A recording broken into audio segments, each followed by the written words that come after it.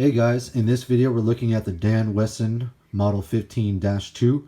So in the last video we looked at the first year production 1969 Model 12, the pork chop edition, and you notice that the barrels here don't have the pork chop, so these are more modernized. Going from top to bottom we have a 15-inch vented barrel. Then we have the 10-inch vent heavy barrel, notice the full underlug.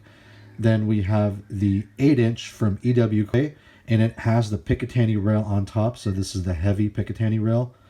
This is the 6-inch, also vent heavy, the 4-inch, and then the 2.5-inch. So we have 1, 2, 3, 4, 5, 6 different barrel conversions. And the really cool thing about the Dan Wesson setup is depending on what you're doing, you can just swap the barrel pretty easily. You just need to use the shim and the barrel wrench like I showed in the last video. So let's take a look at the 15-inch. So you know, someday I'm probably going to get hopefully a blued version of this, but this thing is just insane. It's the stainless steel 715 version, and the sight picture is just ridiculous. Super long sight picture, and this is for long range target shooting, so I'll be definitely testing out my 38 special loads and my 357 loads on this. Let's take a look at the 10-inch next. All right, and here is the 10-inch. I really like the 10-inch. Really beautiful blued finish. Awesome full heavy lug going throughout the bottom. If you didn't notice, I put fiber optics on the longer barrel ones. So the 15-inch has a fiber optic front sight. The 10-inch has a fiber optic front sight, and the 8-inch. So the sight picture on this also just amazing. Really nice long sight picture. Yeah, beautiful. 10-inch vent heavy Dan Wesson. All right, and here's the 8-inch. So this is the EWK 8-inch with the full heavy underlug and the Picatinny rail, so you can mount a scope or a red dot on it. This is probably my favorite as far as balance and, you know, long range shooting, having a range toy.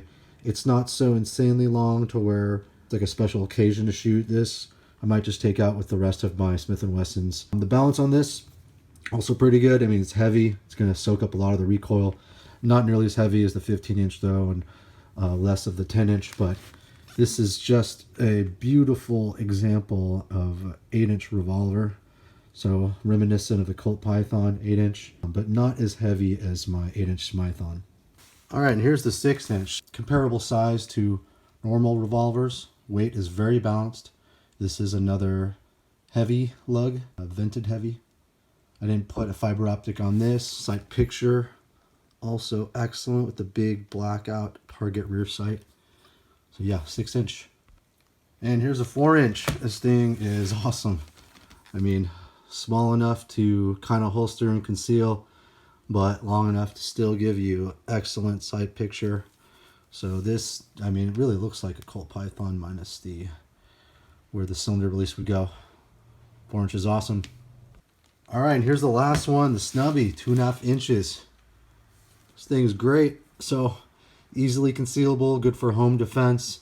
I'm probably going to keep this one on because it's smaller to store in the safe.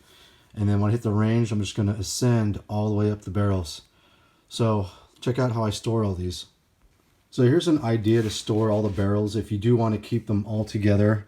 This is actually a little miniature MIDI keyboard case, and I have the 10-inch and a little silicone sock here. I have the 15-inch, which fits perfectly, and then I have a little mini case that you can store the smaller barrels in.